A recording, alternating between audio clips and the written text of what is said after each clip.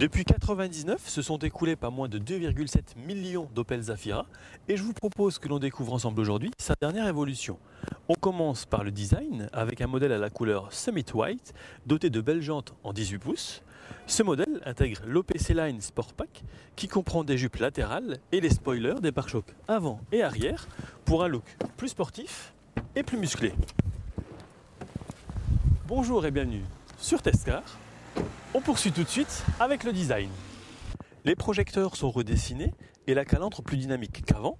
Sur cette dernière, le jonc chromé avec le logo prend du relief pour se fondre dans les phares afin de renforcer l'impression de largeur. Il y a également des nouveaux feux de jour en aile double dont la partie supérieure forme le clignotant. En bref, ce nouveau Opel Zafira reprend les codes stylistiques présents sur la nouvelle Astra que vous avez déjà vu sur Riv 54 et sur Testcar.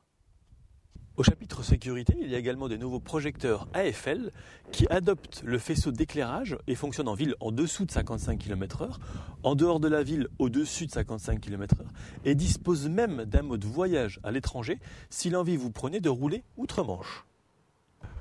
Au niveau des motorisations, on retrouve en essence le 1,4 litre turbo 120 ou 140 chevaux, 1,6 litre turbo EcoFlex 170 ou 200 chevaux, c'est d'ailleurs le plus puissant de la gamme, en diesel 1,6 litre 120 ou 134 chevaux, en 2 litres, enfin le 130 ou le 170 chevaux comme c'est ici le cas, avec le stop and start, ici donc la boîte 6 manuelle, pour une consommation mixte de 6,5 litres au 100 km.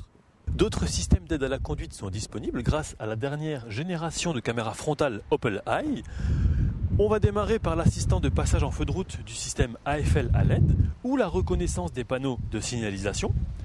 On poursuit avec l'indicateur de distance de sécurité qui va en fait détecter les véhicules devant vous ou le système anti-collision qui prévient si la distance entre vous et la voiture qui vous précède diminue trop rapidement. Vous voyez ici les capteurs à l'avant, ils sont également présents à l'arrière avec une vraie caméra.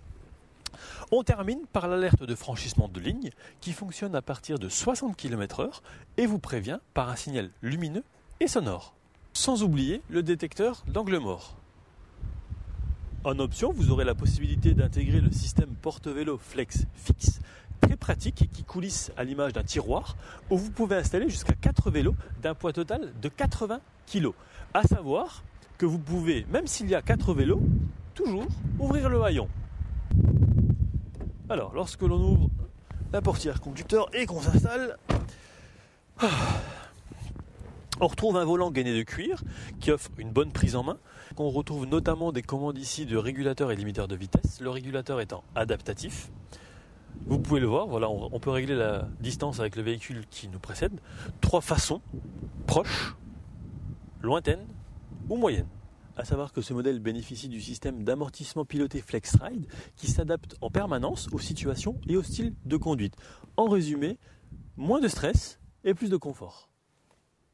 Vous vous souvenez peut-être des sièges ergonomiques avec le label AGR sur l'Opel Astra. C'est une option ici. Ils sont présents. Concrètement, vous n'aurez aucun mal de dos après de très longs trajets. Donc les sièges sont ergonomiques. J'en viens ici à une console qui s'appelle FlexRide en alu, modulable. Donc ici vous avez un rangement assez profond d'ailleurs. On pousse ça, on arrive sur 2 porte-gobelets. On poursuit. Vous avez encore ici un accoudoir, un petit rangement, tout petit rangement ici. Mettre quelques clés peut-être, des jetons de caddie et autres. Et voilà, ici on ouvre, on a encore un petit rangement. Au niveau système d'infodivertissement, on retrouve un écran de 7 pouces, tactile, IntelliLink. Vous aurez le choix entre 2 options, le Navi 950 ou le R 4.0. C'est réactif, c'est intuitif aussi. De manière globale, il y a moins de commandes qu'avant, c'est vraiment pas plus mal. Juste en dessous de cet écran, vous retrouvez les commandes de clim. Ici, aussi des rangements. D'ailleurs, j'ai oublié de vous dire, mais il y a 34 espaces de rangement au sein de l'habitacle. C'est vraiment pas mal. Par contre, il y a un petit truc qui m'a étonné, c'est qu'en cherchant sous la console FlexRide ici modulable ou même là, je ne trouvais pas ni de port USB ni de prise 12 volts ou allume-cigare.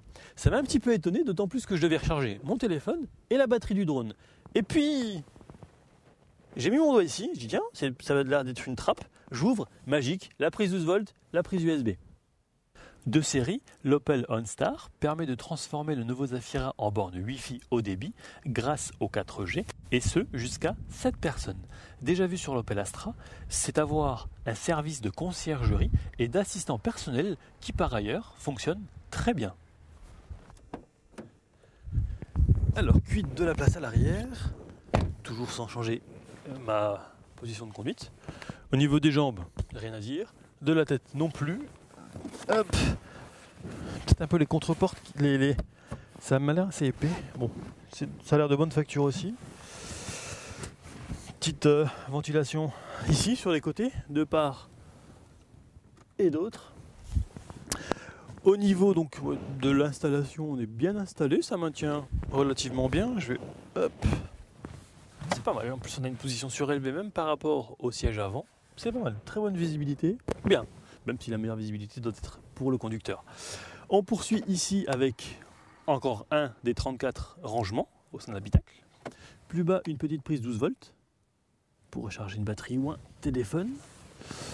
Alors, apparemment, le siège du milieu se rabat et le dossier pivote pour offrir un accoudoir des places extérieures. Je ne sais pas comment ça peut pivoter, à moins que je m'y prenne mal. C'est pas possible. Allez, on passe à la troisième et dernière rangée de sièges. La troisième rangée de sièges peut être repliée dans le plancher du coffre et ainsi offrir un plancher totalement plat. Moi, ce qui m'intéresse aussi, c'est l'accessibilité aux places arrière, à la troisième rangée de sièges. On y va tout de suite.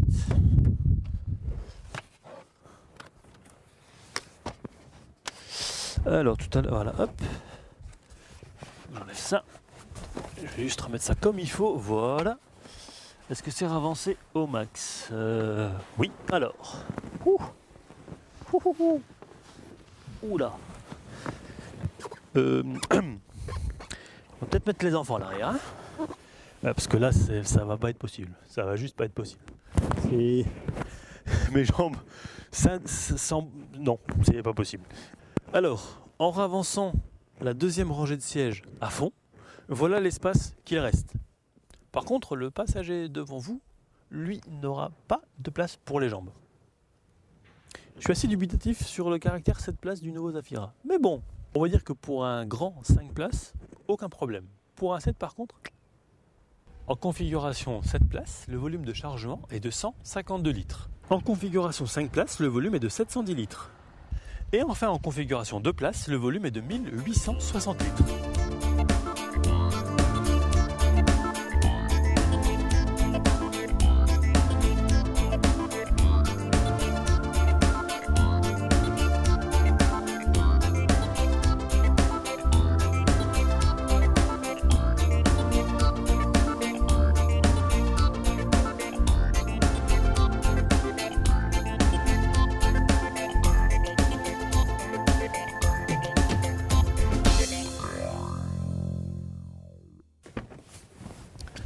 Alors, qu'est-ce que je pense de ce nouveau Opel Zafira?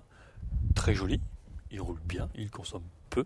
À l'intérieur, il y a peu de commandes, donc on ne risque pas de s'y perdre.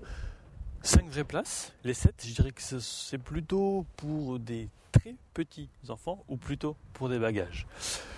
Pour cet essai, je tiens à remercier Autopolice Bertrange, Rive 54 pour le tournage télé, qui pour une fois n'est pas sur circuit, donc le caméraman n'a pas trop eu peur, et CF Photographie pour les photos.